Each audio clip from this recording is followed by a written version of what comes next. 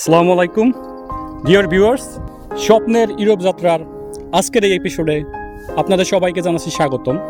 আজকে আমরা আছি ইটালির অন্যতম বড় আইল্যান্ড সার্দিনিয়ার সার্সারি শহরের একটি প্রত্যন্ত অঞ্চলে। এখানে দেখা হয়ে গেল এক বাংলাদেশি ভাইয়ের সাথে। তার সাথে আমরা কথা বলবো, শুনবো এবং শোনাবো তার ইউরোপ আসার গল্প। তাহলে চলুন তার সাথে পরিচিত হওয়া যাক। আপনার নাম কি এবং আপনার দেশের বাড়ি কোথায়? আমার নাম মোহাম্মদ ইব্রাহিম মিয়া। আমার দেশের বাড়ি কিশোরগঞ্জ ভৈরব। আর কি। আপনি ইটালিতে কতদিন যাবত আছেন? আমি ইটালিতে আসছি প্রায় 1 বছর হবে। ইটালিতে আসার আগে আপনি কি কাজ করতেন দেশে? ইটালিতে আসার আগে আমি স্টাডি করতাম, লেখাপড়া করতাম, প্রায় 10 পর্যন্ত লেখাপড়া করছি। তারপর আমার ইচ্ছা থাকে যে বাইরে যাব এবং সেখানে আমি বাইরে আসা। ওকে, আপনি কোন কোন দেশ পাড়ি দিয়ে ইটালিতে আসছেন? আমি আসছি প্রথম আমি কাতার ছিলাম 4 বছর। তারপর কাতার থেকে আবার রিটার্ন ব্যাক করে আমি দেশে চলে গেছিলাম। তো 1 বছর তো আমার প্ল্যান ছিল যে আমি ইউরোপে আসবো, আমার স্বপ্ন ছিল। তখন আমি 1 বছর ট্রাই করি। তখন আমার সাইপ্রাস ভিসা হয়, সাইপ্রাস থেকে। তখন আমি সাইপ্রাস 1 বছর থাকার পরে আমি সাইপ্রাস থেকে সার্বিয়া, বসনিয়া, কোসোভো এদিক দিয়ে আমার স্বপ্নের দেশ ইটালিতে চলে আসি। ওকে, আপনার আসার পথ কেমন ছিল আপনার কাছে, মানে কঠিন নাকি সহজ?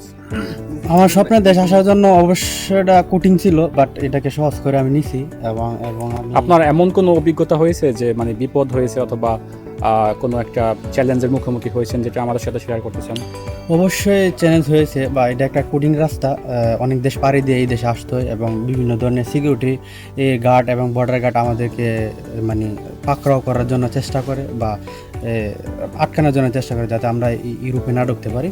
তবু আমাদের অনেকটা স্ট্রাগল করে এই দেশে আসতে হয়েছে। যেমন সার্বিয়া আপনার ইমিগ্রেশনে অনেক সময় ঢুকতে দেয় না, আমাদেরকে প্রশ্ন করে কী কারণে আমরা ইউরোপে যাব বা কি কতদিনের জন্য আসছি বা কতদিন পরে আবার ব্যাক করবো। এগুলো প্রশ্ন আমাদেরকে বিভ্রান্ত করার জন্য আমাদেরকে হুমকি দেয় যে এখান থেকে রিটার্ন আবার দেশে পাঠিয়ে দিবে।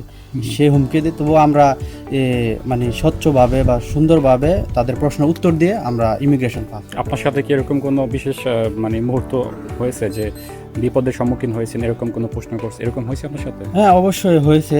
এই তো ইমিগ্রেশন আমাকে বললো যে কী কারণে আসছি, কতদিনের জন্য আসছি, সেগুলো উত্তর দিলাম আমি। তারা তখন আমাদেরকে পারফেক্ট মনে করছে, তখন আমাদেরকে ইমিগ্রেশনকে মানে ছেড়ে দিয়েছে। তখন ইমিগ্রেশন ছাড়া দেওয়ার পরে আমাদের বসনিয়া থেকে ক্রোয়েশিয়া গিম দেওয়ার সময় এখানে 5 ঘন্টা জার্নি ছিল হাঁটা এবং তখন পুলিশের কাছে আমরা পাকড়াও হওয়ার জন্য অনেকবার হয়েছে, মানে আমাদেরকে অ্যাটাক করছে। তখন আমরা অনেকবার চেষ্টা করে চলে আসছি। প্রথম যখন ইউরোপে পৌঁছাইছেন ইটালিতে, তখন আপনার কাছে কেমন লাগছে? আপনার অনুভূতি কেমন ছিল? অনুভূতিতে তো অনেক জার্নি করে অনেক কষ্ট করে আসছি। তো অনুভূতিতে অনেক কিছু অনেক মানে প্রকাশ করছে বা অনেক খুশি বা আলহামদুলিল্লাহ আমি ইটালিতে পড়তে পারছি অনেক কষ্ট করে। প্রায় আমার জার্নিটা ছিল প্রায় 12 দিনের মতো। ঠিক আছে, তো আসতে পারছি ইটালি, এটাই আলহামদুলিল্লাহ। আর ভবিষ্যতে আমার ইটালিতে একটা জীবন অথবা সুন্দর একটা কেরিয়ার গঠনের জন্য ইটালিতে আমি একটা লং লাইফ করতে চাই, এইটা আমার স্বপ্ন ছিল। এখন আপনি কোথায় থাকেন এবং কি কাজ করেন? আমি বর্তমানে আসছি ইটালি দেশে এবং সার্দিনিয়া শহরে আছে একটা টুরিস্ট পয়েন্ট বলা যায়। তো এটা অনেকটা সুন্দর বা টুরিস্টরা মানুষে ঘুরতে আসে।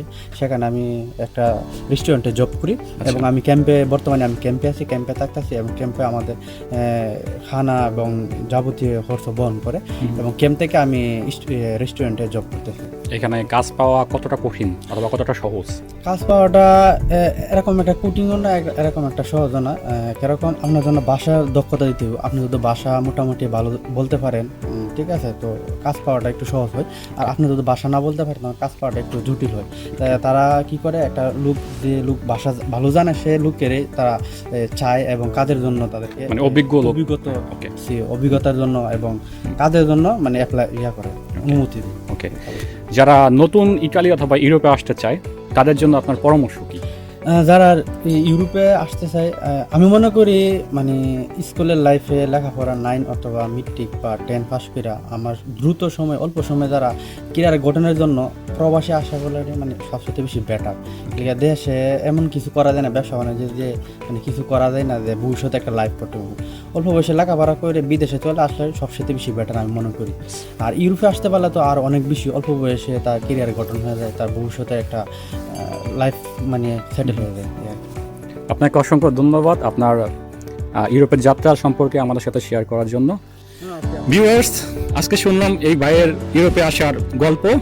পরবর্তী এপিসোডে আমরা শুনবো অন্য কোনো ভাইয়ের জীবন কাহিনী এবং ইউরোপে আসার গল্প। আজকের মতো এখানেই শেষ। ধন্যবাদ।